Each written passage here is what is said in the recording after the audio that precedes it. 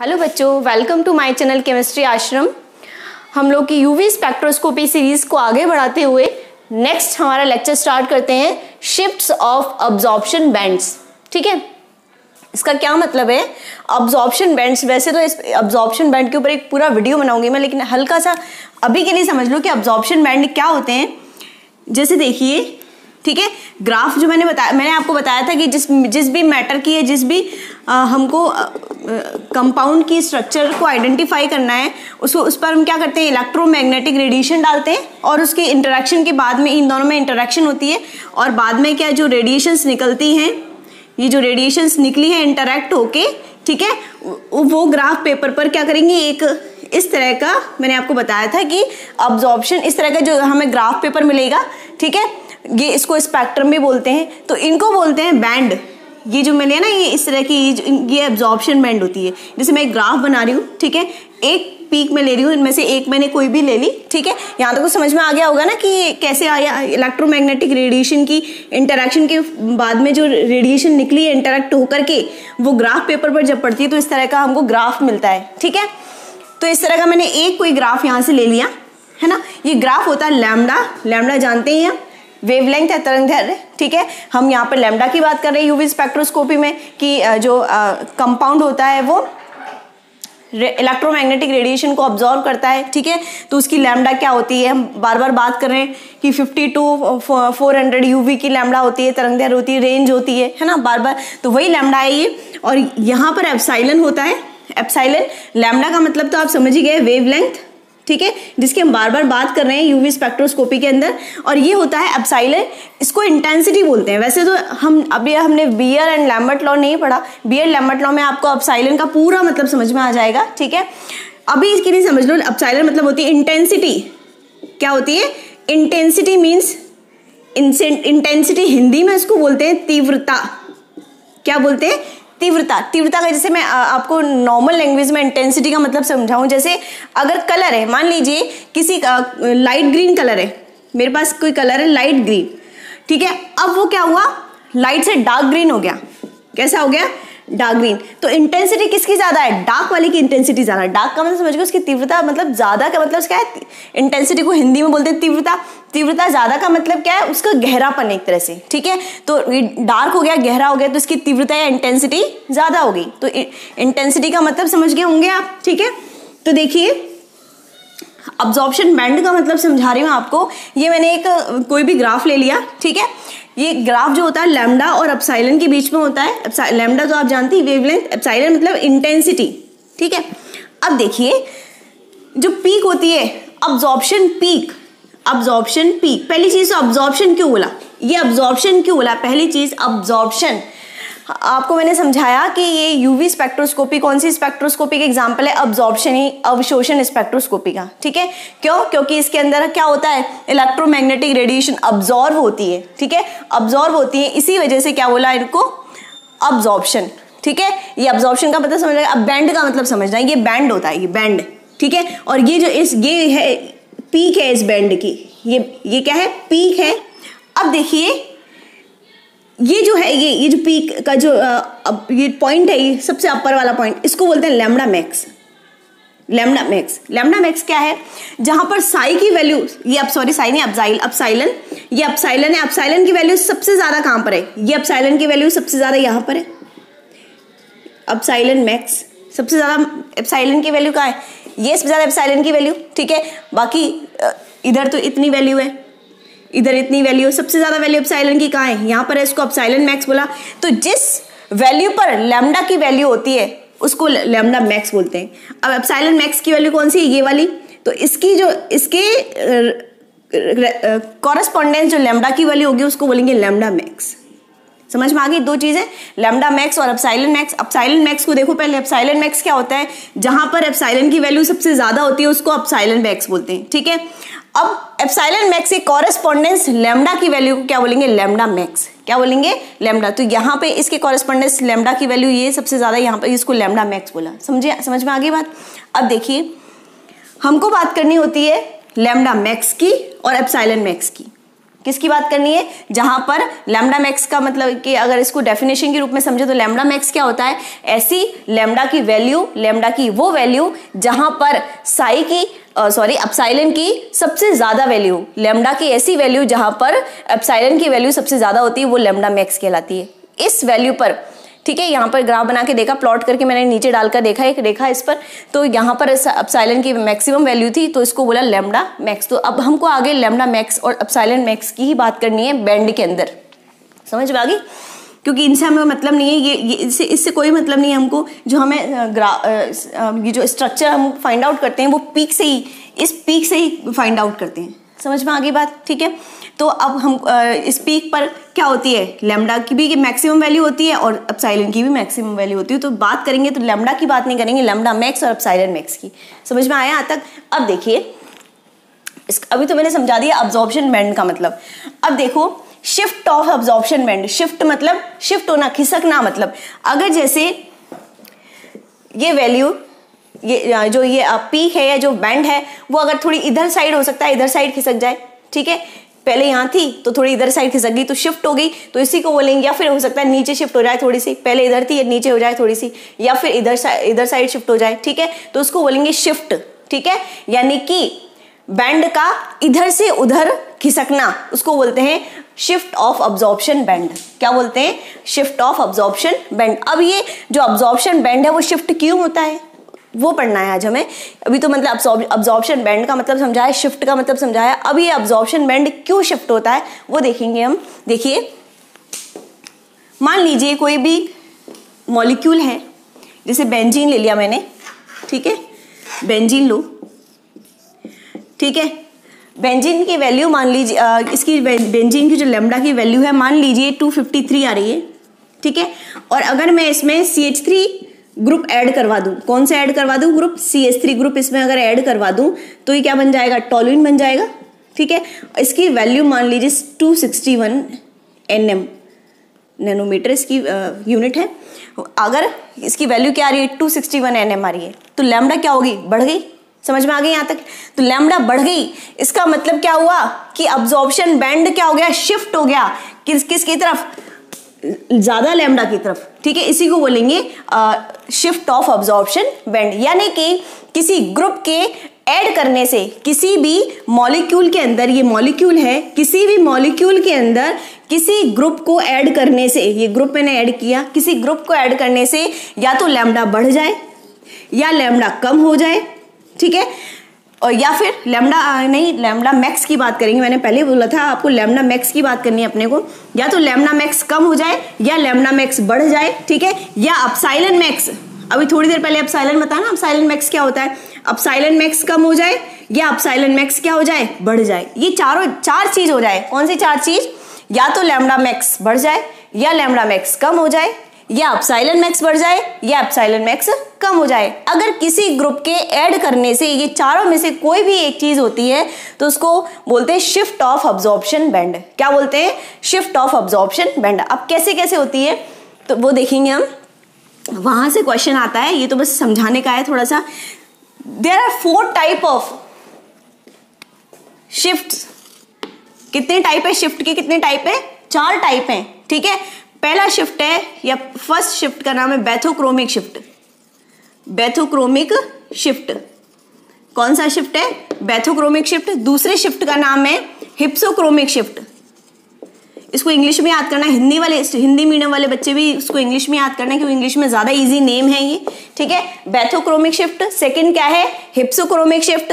Third जो है वो है hyperchromic shift, hyperchromic shift. And fourth है हाइपोक्रोमिक शिफ्ट, हाइपोक्रोमिक शिफ्ट। इसको इंग्लिश में याद करना।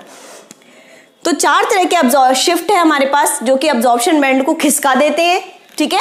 कौन कौन से हैं? उनके नेम क्या क्या है? बैथोक्रोमिक शिफ्ट, दूसरा हिप्सोक्रोमिक शिफ्ट, एक एक को आप डिटेल में पढ़ेंगे, बस एक बार नाम देख लीजिए। हाइपरक्रोमिक शिफ्ट एंड फोर्थ है हाइपोक्रोमिक शिफ्ट, ठीक है। तो फर्स्ट हम देखेंगे बैथोक्रोमिक शिफ्ट। कौन सा शिफ्ट देखेंगे? Bathochromic shift. देखिए बैथोक्रोमिक शिफ्ट क्या है? इसको रेड शिफ्ट भी बोलते हैं। क्यों बोलते हैं अभी समझाऊंगी, धीरे धीरे सारा समझ में आएगा। इसको क्या बोलते हैं? बैथोक्रोमिक शिफ्ट को रेड शिफ्ट भी बोलते हैं। कौन सा शिफ्ट? Red shift. अब देखिए क्या होता है, अगर मान लीजिए किसी मॉलिक्यूल में, जैसे भी मैंने बेंजीन का एग्जांपल लिया था, किसका एग्जांपल था, ये बेंजीन थी। अगर किसी मॉलिक्यूल में किसी ग्रुप के ऐड करने से, मैंने इसमें CH3 को ऐड किया है, किसी ग्रुप के ऐड करने से अगर मान लीजिए ये ऐड कर दिया मैंने, तो क्या बन गई, टॉलुइन बन गई, इसको टॉलुइन बोलते हैं। अगर किसी मॉलिक्यूल के अंदर किसी ग्रुप को ऐड करने से उसकी लैम्डा मैक्स क्या हो जाए, इंक्रीज हो जाए, लैम्डा मैक्स क्या हो जाए, इंक्रीज। इसकी आती है 255 nm के करीबन आती है इसकी, जो लैम्डा मैक्स की वैल्यू मैंने बताया, लैम्डा मैक्स और एप्सिलॉन मैक्स की बात करेंगे अभी हम। लैम्डा मैक्स मैंने समझा दिया था क्या होता है, लैम्डा मैक्स की वैल्यू इसकी 255 nm के करीबन होती है बेंजीन की, और टॉलुइन की होती है लैम्डा मैक्स 261 nm। ठीक है, एक एक एग्जाम्पल याद रख लीजिएगा, एक एक एग्जाम्पल की जो वैल्यूज है वो याद रख लीजिए, क्योंकि आपके एग्जाम में इस तरह से क्वेश्चन आ जाता है बैथोक्रोमिक शिफ्ट क्या है, एग्जाम्पल देके समझाइए, तो एग्जाम्पल आपको देना पड़ेगा, तो वहां पे एक एक पीक आपको याद रखनी पड़ेगी, ज्यादा एग्जाम्पल याद करने की जरूरत नहीं है। ठीक है, तो 255 nm इसकी है 261, यानी कि मैंने किसी मॉलिक्यूल में किसी ग्रुप को ऐड किया है तो उसकी लैम्डा मैक्स की वैल्यू शिफ्ट हो गई, लॉन्गर वेवलेंथ, इसको ऐसे भी बोल सकते हैं कि लैम्डा मैक्स की वैल्यू क्या हो गई, बढ़ गई, इंक्रीज हो गई, 55 से 61 हो गई, या ऐसे भी बोल सकते हैं कि लॉन्गर वेवलेंथ की तरफ शिफ्ट हो गई, वेवलेंथ ज्यादा हो गई तो लॉन्गर, एक तरह से लॉन्गर लैम्डा की तरफ शिफ्ट हो गई। शिफ्ट किसकी तरफ, शिफ्ट टुवर्ड्स लॉन्गर वेवलेंथ। ठीक है, शिफ्ट टुवर्ड्स लॉन्गर वेवलेंथ, इसको ऐसे भी बोल सकते हैं। तो सिंपली मैं लैंग्वेज में अगर बोलूंगी तो क्या कहूंगी कि किसी मॉलिक्यूल के अंदर किसी ग्रुप के ऐड करने से अगर लैम्डा मैक्स इंक्रीज हो जाती है तो उसको बोलते हैं बैथोक्रोमिक शिफ्ट। क्या बोलते हैं, बैथोक्रोमिक शिफ्ट। इसको रेड शिफ्ट क्यों बोला, देखिए आपको मैंने आपको बताया था विजिबल की विजिबल जो रीजन है उसकी कितनी रहती है, रेंज कितनी रहती है, 400 टू 800 nm बताई थी मैंने उसको डिवाइड किया था विविग्योर के अंदर, किया था ना, VIBGYOR ऐसे किया था मैंने डिवाइड। फिर मैंने माना था वहां पे, सपोज किया था एक वीडियो के अंदर मैंने बताया था, शायद 3rd या 4th वीडियो है, 400 टू 450 इसकी मानी थी, 450 टू 600 इस तरह से मानी थी। फिर लास्ट में हमारा रेड यहाँ पे क्या आ गया था, 700 टू 800 nm, यानी कि अगर मैं बात करूं तो क्या देखूंगी कि लैम्डा क्या होती जा रही है, बढ़ती जा रही है। इधर यहां से यहां जाते हैं तो लैम्डा क्या होती जा रही है, इंक्रीज होती जा रही है। ठीक है, लैम्डा इंक्रीज। अब वो आर का मतलब क्या है, आर का मतलब है रेड। ठीक है, वी वॉयलेट, इंडिगो, ठीक है, blue, green, yellow, orange and red shift. ठीक है, रेड कलर। ठीक है, अब चूंकि यहां से यहां तक जाते हैं, यहां से जब यहां तक जाते हैं तो लैम्डा की वैल्यू क्या हो रही है, बढ़ रही है। देखिए आप ध्यान से, 400 से कहां तक चलेगी, 800 तक। तो इधर से इधर जाते हैं तो लैम्डा की वैल्यू बढ़ रही है, यानी कि रेड की तरफ जा रहे हैं। जब लैम्डा बढ़ती है इसका मतलब क्या है, रेड की तरफ शिफ्ट हो रहा है। इसलिए इसमें चूंकि लैम्डा बढ़ रही है इसलिए इसको रेड शिफ्ट बोला कि रेड की तरफ शिफ्ट हो रही है। ठीक है, रेड कलर की तरफ शिफ्ट हो रही है, इसलिए इसको रेड शिफ्ट बोला, क्योंकि वेवलेंथ क्या हो रही है, इंक्रीज हो रही है, बढ़ रही है, इसलिए। समझ में आ गई। ठीक है, तो इसलिए इसको रेड शिफ्ट बोला। तो बैथोक्रोमिक शिफ्ट का बेसिकली अगर हम देखें तो क्या डेफिनेशन बनेगी कि किसी मॉलिक्यूल के अंदर ग्रुप को ऐड करने से अगर उसकी वेवलेंथ इंक्रीज होती है, ठीक है, या वो लॉन्गर वेवलेंथ की तरफ शिफ्ट हो जाती है, जो बैंड है वो लॉन्गर वेवलेंथ की तरफ शिफ्ट हो जाती है, तो उसको बोलते हैं बैथोक्रोमिक शिफ्ट। और रेड शिफ्ट इसलिए बोला क्योंकि अगर हम विजिबल रीजन की अगर इस तरह से देखें तो क्या होता है कि जो रेड का वेवलेंथ होता है वो ज्यादा होता है। ठीक है, इसलिए इसको रेड शिफ्ट बोला हमने। ठीक है, अगर आपको मैं ग्राफ से अगर आपको समझाऊं तो देखिए ग्राफ से किस तरह से समझाऊंगी। ये देखिए, ये लैम्डा है और ये एप्सिलॉन है। ठीक है, ये लैम्डा मैक्स हो जाएगा यहाँ पे, है ना, और ये क्या हो जाएगा, एप्सिलॉन मैक्स हो जाएगा। ये लैम्डा मैक्स और ये एप्सिलॉन मैक्स। ठीक है, अब लैम्डा बढ़ गई, यानी कि लैम्डा इधर यहाँ से यहाँ तक जा रहे हैं तो लैम्डा बढ़ रही है। तो लैम्डा अगर बढ़ गई, बैथोक्रोमिक शिफ्ट में क्या हो रहा है, लैम्डा इंक्रीज हो रही है, 261 हो गई। देखिए, तो थोड़ी सी इधर की तरफ शिफ्ट हो जाएगी। अब देखिए,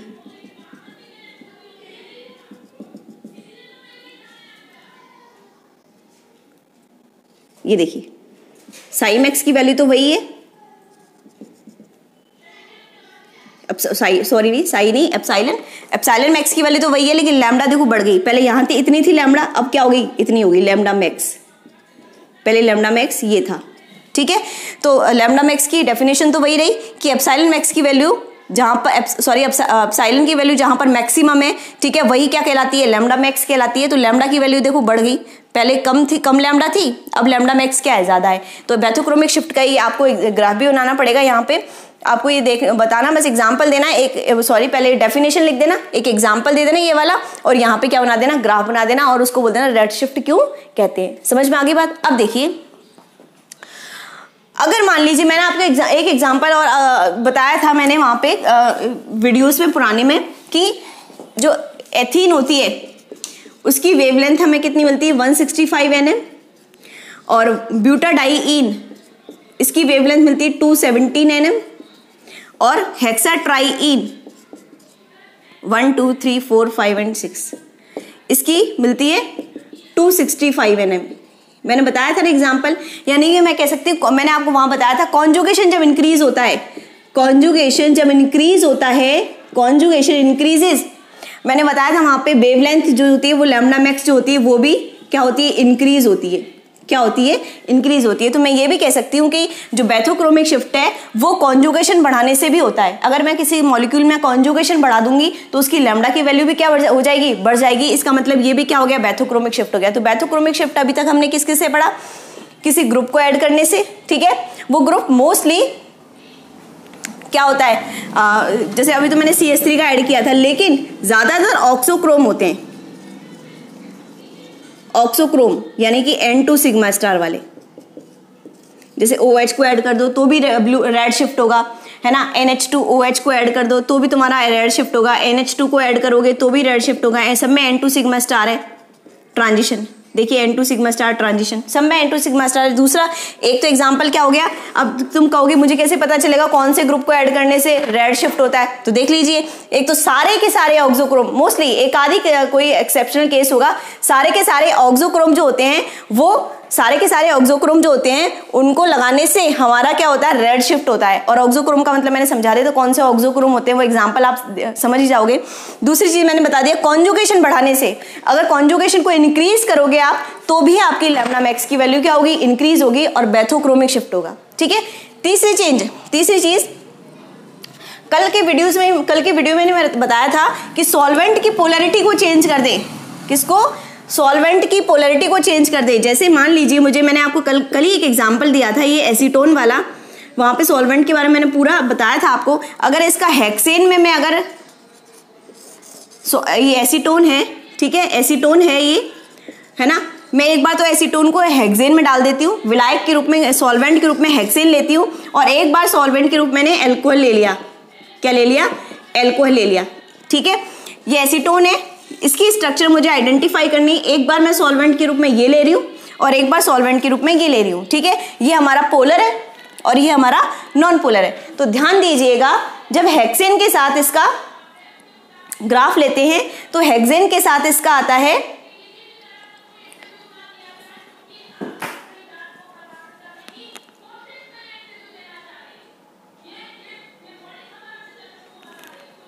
जब इसका हेक्सेन के साथ लेते हैं तो आता है 279 nm, ठीक है, 279 nm।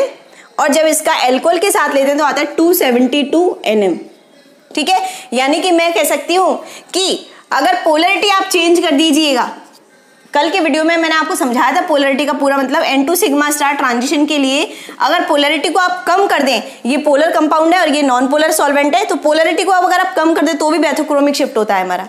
तो हमारा बैथोक्रोमिक शिफ्ट 3 वजह से हुआ। एक तो ऑक्सोक्रोम के ऐड करने से, ठीक है, ऑक्सोक्रोम ऐड करोगे तो क्या होगा, अपना लॉन्गर वेवलेंथ की तरफ शिफ्ट हो जाएगी जो हमारी पीक है। और दूसरी चीज क्या है, कॉन्जुगेशन बढ़ा दोगे। तीसरी चीज, सॉल्वेंट की पोलैरिटी को क्या कर दोगे, अगर N2 सिग्मा स्टार ट्रांजिशन की बात कर रहे हो तो सॉल्वेंट की पोलैरिटी को क्या कर दोगे, कम कर दोगे, ठीक है। अब वो अलग बात है, पाई टू पाई, वहां कल मैंने आपको पाई टू पाई स्टार ट्रांजिशन का भी बताया था, ठीक है। तो एक एग्जांपल कोई भी ले लीजिए आप, N2 सिग्मा स्टार वाला ले लीजिए कि N2 सिग्मा स्टार ट्रांजिशन में अगर सॉल्वेंट की पोलैरिटी को कम कर दें तो हमारा, कल मैंने बता दिया था क्यों ये ज्यादा क्यों आ रहा है और ये कम क्यों आ रहा है, कल मैंने बता दिया था अच्छे से। आज मैं सिर्फ केवल फैक्ट बता रही हूँ कि हेक्सेन में अगर इसका बनाएंगे तो 279 nm आएगा, और अगर अल्कोहल में इसको बनाएंगे एसीटोन का सॉल्यूशन तो 272 nm आएगा। इसका मतलब ये पोलैरिटी को कम किया तो हमारे क्या होगी, बैथोक्रोमिक शिफ्ट हो गया। समझ में आ गई बात, यहां तक क्लियर हो गया। अब देखिए दूसरा हम पढ़ेंगे, बैथोक्रोमिक शिफ्ट के बाद दूसरा पढ़ेंगे हिप्सोक्रोमिक शिफ्ट। दूसरा क्या पढ़ेंगे? Hypsochromic shift. हिप्सोक्रोमिक शिफ्ट ये क्या होता है? हिप्सोक्रोमिक, पहली चीज तो हिप्सोक्रोमिक शिफ्ट को बोलते हैं अपन ब्लू शिफ्ट। कौन सा शिफ्ट बोलते हैं? Blue shift. ब्लू शिफ्ट, उसको बोला था रेड शिफ्ट और इसको बोलेंगे हम ब्लू शिफ्ट, ठीक है। उसको बोला रेड और इसको ब्लू।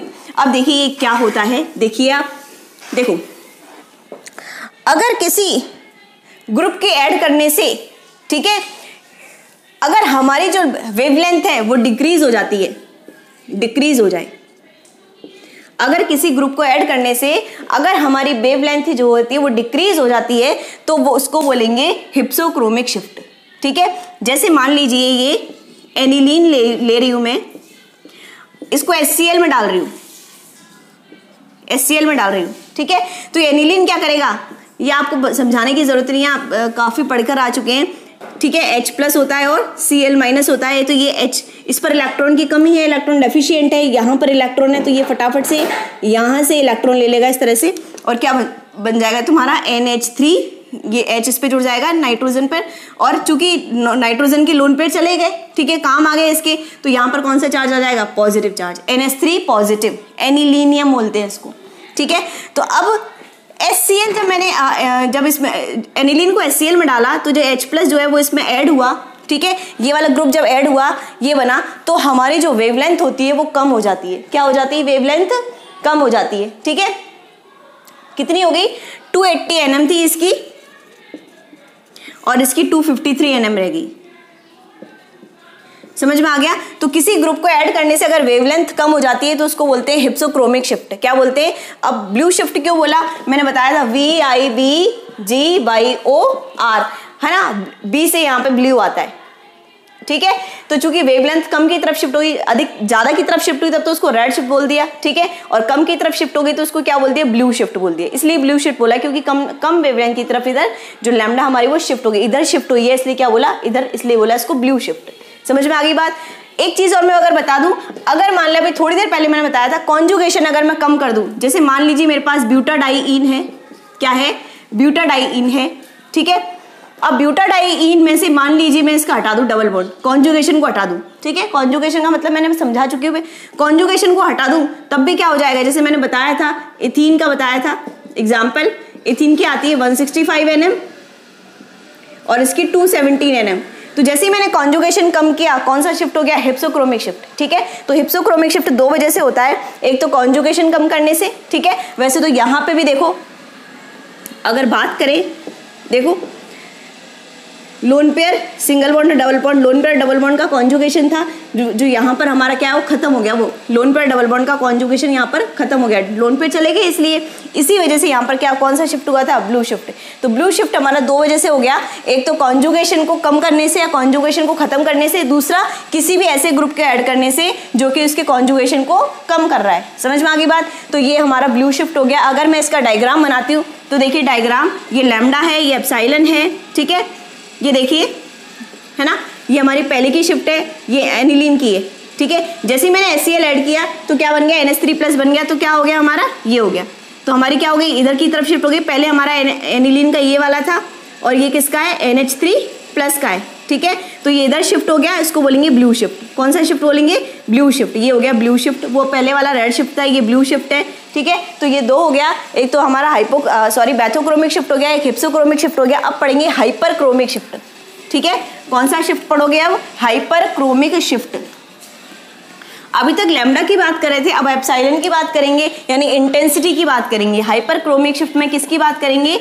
इंटेंसिटी की बात करेंगे। Hyperchromic shift, hyperchromic shift. Hyperchromic shift क्या होता है? किसी ग्रुप को ऐड करने से, ठीक है, किसी ग्रुप को ऐड करने से यदि मान लीजिए उसकी, ये लैम्डा है, एप्सिलॉन है, मान लीजिए ये ग्राफ आ रहा है, ठीक है। अगर ये साई मैक्स की वैल्यू साई मैक्स है और ये तुम्हारा क्या है? लैम्डा मैक्स है। अगर किसी ग्रुप को ऐड करने से एप्सिलॉन की वैल्यू बढ़ रही है, किसकी वैल्यू बढ़ रही है? एप्सिलॉन की वैल्यू बढ़ रही है। जैसे मान लीजिए पहले ये थी और अब बाद में क्या हो गई? ये हो गई, ये हो गई, तो एप्सिलॉन की वैल्यू बढ़ गई, पहले ये थी और अब क्या वैल्यू ये हो गई, ठीक है, इतनी बढ़ गई एप्सिलॉन की वैल्यू। अगर मान लीजिए किसी ग्रुप को ऐड करने से एप्सिलॉन की वैल्यू बढ़ रही है तो उसको बोलेंगे एप्सिलॉन मतलब इंटेंसिटी, या कह सकते हैं कि अगर किसी ग्रुप को ऐड करने से किसी मॉलिक्यूल में अगर मान लीजिए तीव्रता या इंटेंसिटी या एप्सिलॉन की वैल्यू एप्सिलॉन मैक्स अगर इंक्रीज हो रहा है तो उसको बोलेंगे हाइपरक्रोमिक शिफ्ट। हाइपर मतलब बढ़ गया, ठीक है। जैसे मान लीजिए मैं आप एक चीज कह सकते हैं कि जितने भी ऑक्सोक्रोम होते हैं वो हाइपरक्रोमिक शिफ्ट देते हैं, ऑक्सोक्रोम। अब आप जानते हैं ऑक्सोक्रोम कौन से होते हैं, मैंने समझा रखा है। OH हो गया, है ना, SH हो गया, जितने भी N2 सिग्मा स्टार ट्रांजिशन वाले होते हैं वो सारे क्या होते हैं, हाइपरक्रोमिक शिफ्ट शो करते हैं, ठीक है। जैसे मान लीजिए मैं अगर ये ले लेती हूँ बेंजीन, वही एग्जांपल ले रही हूँ मैं, है ना, पहले वाला, इसमें मैंने CH3 को ऐड कर दिया, टॉलून बना दिया, ठीक है। इसमें क्या बना दिया मैंने, इसको टॉलूइन बना दिया। तो इसमें पहले एप्सिलॉन मैक्स की वैल्यू 2750 nm थी। एप्सिलॉन मैक्स की वैल्यू कितनी है इसमें, 2750 nm, और अब हो गई 3560 nm एप्सिलॉन मैक्स की वैल्यू। यहाँ पे इंटेंसिटी से मतलब, वहां लैम्डा से मतलब था, यहाँ पे इंटेंसिटी की वैल्यू बताइए मैंने आपको, ठीक है। तो देख लीजिएगा साई मैक्स की वैल्यू क्या हो गई, बढ़ गई, इसको बोलेंगे हाइपरक्रोमिक शिफ्ट। ये इसका ग्राफ हो गया। तो समझ में आ गया, क्या समझ में आया कि अगर किसी मॉलिक्यूल के अंदर किसी ग्रुप को ऐड करने से अगर उसकी इंटेंसिटी बढ़ जाती है या एप्सिलॉन मैक्स की वैल्यू बढ़ जाती है तो उसको बोलेंगे हाइपरक्रोमिक शिफ्ट। मोस्टली जितने भी ऑक्सोक्रोम होते हैं, हमारे जितने भी ऑक्सोक्रोम होते हैं, वो ऑक्सोक्रोम क्या करते हैं, लैम्डा को भी बढ़ाते हैं और इंटेंसिटी को भी बढ़ाते हैं। लैम्डा मैक्स और एप्सिलॉन मैक्स दोनों बढ़ती है ऑक्सोक्रोम से, ठीक है। तो याद रख लीजिएगा जितने भी ऑक्सोक्रोम है वो सब सारे क्या, कौन सा शो करेंगे, हाइपरक्रोमिक शिफ्ट शो करेंगे। अब लास्ट हमारा आता है फोर्थ जो है वो हाइपोक्रोमिक शिफ्ट आता है। कौन सा आता है, हाइपोक्रोमिक शिफ्ट।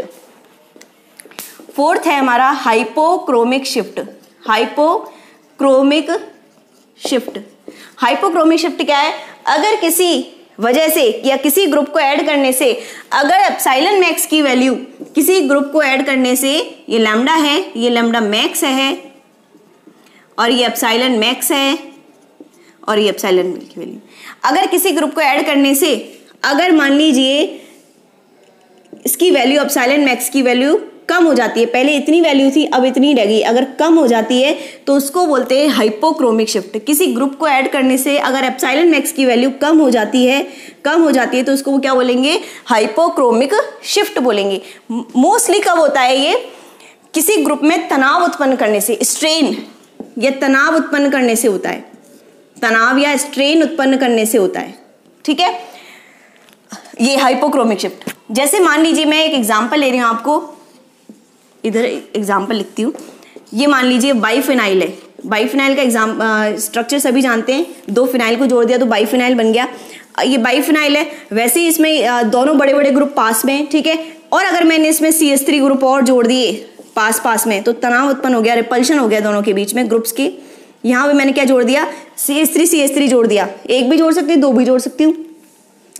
तो एक तो वैसे ही बड़ा ग्रुप था, काफी तनाव था इसके अंदर, काफी प्रतिकर्षण था, रिपल्शन था ग्रुप्स के बीच में, और मैंने CH3 को और जोड़ दिया तो ग्रुप्स के बीच में क्या हो जाएगा, बहुत ज्यादा रिपल्शन हो जाएगा, दोनों एक दूसरे को धक्का देंगे क्योंकि बड़े बड़े ग्रुप है, ये भी बड़ा ग्रुप, ये, तो दोनों एक दूसरे को धक्का देंगे। इस वजह से स्ट्रेन उत्पन्न हो गया या स्ट्रेन क्रिएट हो गया ग्रुप के मॉलिक्यूल के अंदर, क्या क्रिएट हो गया, स्ट्रेन क्रिएट हो गया। और उस स्ट्रेन क्रिएट होने की वजह से, ठीक है, स्ट्रेन क्रिएट होने की वजह से जो हमारा एप्सिलॉन मैक्स है उसकी वैल्यू क्या हो गई, कम होगी। तो इसकी आएगी 9980, एप्सिलॉन मैक्स की वैल्यू इतनी, मैं फिक्स वैल्यू नहीं है, थोड़ा ऊपर नीचे हो सकता है पर इतना याद कर लेना 9980 nm, और इसकी एप्सिलॉन मैक्स की वैल्यू जो है वो है हमारी 99000 nm, ठीक है। तो पहले एप्सिलॉन मैक्स की वैल्यू 99,000 थी, 99,000 थी, ठीक है, और अब कितनी हो गई, 9,980 हो गई। समझ में आ गई। तो एप्सिलॉन मैक्स की वैल्यू क्या हो गई, कम हो गई। एप्सिलॉन मैक्स की वैल्यू कम होने की वजह से, ठीक है, सॉरी 99 नहीं है, 19,000 है, तो एप्सिलॉन मैक्स की वैल्यू कम हो गई, इसको बोलेंगे हाइपोक्रोमिक शिफ्ट, ठीक है। तो एक एग्जांपल आप लोग याद रख लीजिएगा सबके, ठीक है। एक एग्जांपल इसका ये वाला याद रख लीजिएगा 9980, इसका 19,000 याद रख लेना, ठीक है। एक एग्जाम्पल हाइपर क्रोमिक का याद रख लेना, एक बैथोक्रोमिक का और एक हिप्सोक्रोमिक का। एक एग्जाम्पल आप, क्योंकि आपको एग्जाम में अगर आता है कि हाइपोक्रोमिक शिफ्ट को समझाइए तो आपको एग्जाम्पल देना पड़ेगा, वहाँ ये ग्राफ दे ही दोगे आप, ग्राफ में तो कुछ नहीं है, ठीक है। तो एक एग्जाम्पल, तो मोस्टली हाइपोक्रोमिक शिफ्ट कब होता है, इस ग्रुप जो है उसमें स्ट्रेन क्रिएट करने की वजह से होता है, तो ये हमारा हाइपोक्रोमिक शिफ्ट हो गया। अगर मैं सारे शिफ्ट्स को एक साथ समझाऊं आपको ग्राफ पेपर के अंदर तो किस तरह से आएगा देख लीजिएगा।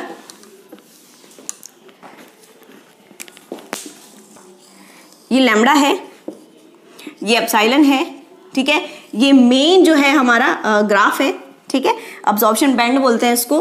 अगर मान लीजिए इधर खिसक गई, ये बैंड इधर खिसक गया, ठीक है, तो उसको बोलेंगे bathochromic shift. Bathochromic shift lambda की तरफ खिसक गया, हायर लैम्डा की तरफ खिसक गया, लॉन्गर लैम्डा इंक्रीज कर देती हूँ इसके अंदर, ठीक है। अगर ये इधर खिसक गया, ठीक है, लैम्डा क्या हो गई, डिक्रीज हो गई, तो उसको बोलेंगे हिप्सोक्रोमिक शिफ्ट। क्या बोलोगे, हिप्सोक्रोमिक। अगर एप्सिलॉन मैक्स की वैल्यू बढ़ गई, ये एप्सिलॉन की वैल्यू जो है ये बढ़ गई, तो बोलेंगे हाइपरक्रोमिक शिफ्ट। और अगर ये नीचे आ गई, अगर यूं आ गया नीचे, तो उसको बोलेंगे हाइपोक्रोमिक शिफ्ट। तो एक ग्राफ में मैंने चारों चीजें आपको शो कर दी है, इधर गया तो बैथोक्रोमिक शिफ्ट, इधर गया तो हिप्सोक्रोमिक। अगर ग्राफ ऊपर नीचे हो, एप्सिलॉन की वैल्यू कम ज्यादा हुई, एप्सिलॉन की वैल्यू कम या ज्यादा होगी, तो हाइपर और हाइपोक्रोमिक शिफ्ट हो गया। ये ग्राफ है तुम्हारा, ठीक है। इसके थ्रू आपको पूरा समझ में आ जाएगा। एक चीज और बता दें, लास्ट इंपॉर्टेंट चीज, कि सारे जो ग्रुप है सारे जो इफेक्ट है वो एक दूसरे से इंडिपेंडेंट है। एक दूसरे से इंडिपेंडेंट है का मतलब ऐसा नहीं है कि अगर किसी के अंदर बैथोक्रोमिक शिफ्ट होगा तो उसके अंदर हाइपर होगा ही होगा। ऐसा भी हो सकता है कि किसी के अंदर केवल बैथोक्रोमिक शिफ्ट हो, या फिर किसी के अंदर केवल हिप्सोक्रोमिक शिफ्ट हो। ऐसा भी हो सकता है कि दो शिफ्ट एक साथ हो जाए, बैथोक्रोमिक शिफ्ट के साथ हो सकता है कि हाइपरक्रोमिक शिफ्ट भी हो जाए, या बैथोक्रोमिक शिफ्ट के साथ हाइपोक्रोमिक शिफ्ट हो जाए, ठीक है। इसके साथ ये वाला शिफ्ट भी हो सकता है, या फिर इसके साथ ये वाला भी हो सकता है, या ये वाला शिफ्ट अकेला भी हो सकता है। कहने का मतलब ये है कि अगर मान लीजिए किसी ग्रुप को मैंने ऐड किया, तो हो सकता है कि केवल उसकी लैम्डा बढ़े या केवल उसकी लैम्डा कम हो, या हो सकता है कि लैम्डा भी बढ़े और एप्सिलॉन भी बढ़ जाए, या हो सकता है कि लैम्डा तो बढ़े लेकिन एप्सिलॉन क्या हो जाए, कम हो जाए। तो चारों जो इफेक्ट है एक दूसरे से इंडिपेंडेंट है, एक दूसरे से कोई मतलब नहीं है इनका। बस ये जरूर कह सकते हैं आपको कि मोस्टली ऑक्सोक्रोम जो होते हैं, एक स्टेटमेंट है कि मोस्टली ऑक्सोक्रोम जो होते हैं वो सारे बैथोक्रोमिक शिफ्ट के साथ साथ हाइपरक्रोमिक शिफ्ट भी देते हैं। ये दोनों शिफ्ट एक साथ देते हैं, पर बाकी में जरूरी नहीं कि ये दोनों शिफ्ट साथ में हो। बैथोक्रोमिक के साथ साथ में हाइपोक्रोमिक शिफ्ट भी दे सकता है। ऑक्सोक्रोम की बात बताइए मैंने, ऑक्सोक्रोम मोस्टली ज्यादातर, जरूरी नहीं 100% जरूरी नहीं है, पर ज्यादातर 99% बैथोक्रोमिक भी देते हैं और साथ साथ में हाइपरक्रोमिक भी देते हैं। बैथोक्रोमिक के साथ साथ में हाइपरक्रोमिक भी देते हैं, पर ऐसा कोई रूल नहीं है कि देना ही है उनको, देते हैं मोस्टली, ठीक है। अब हो सकता है कि कुछ ग्रुप बैथोक्रोमिक अकेला ही दे दे, उसकी लैम्डा तो इंक्रीज हो जाए पर एप्सिलॉन पर कोई फर्क नहीं पड़े, या हो सकता है कि बैथोक्रोमिक बढ़ जाए और एप्सिलॉन क्या हो जाए, कम हो जाए। तो सारे ग्रुप एक दूसरे से इंडिपेंडेंट है। तो ये आज हमारा टॉपिक हो गया complete shifts of absorption bands, ठीक है। तो तब नेक्स्ट वीडियो के अंदर कोई नेक्स्ट टॉपिक लेकर आएंगे। अगर वीडियो अच्छी लगी हो तो लाइक करना, अपने फ्रेंड्स को शेयर करना और चैनल को भी सब्सक्राइब करना मत भूलना। Thank you.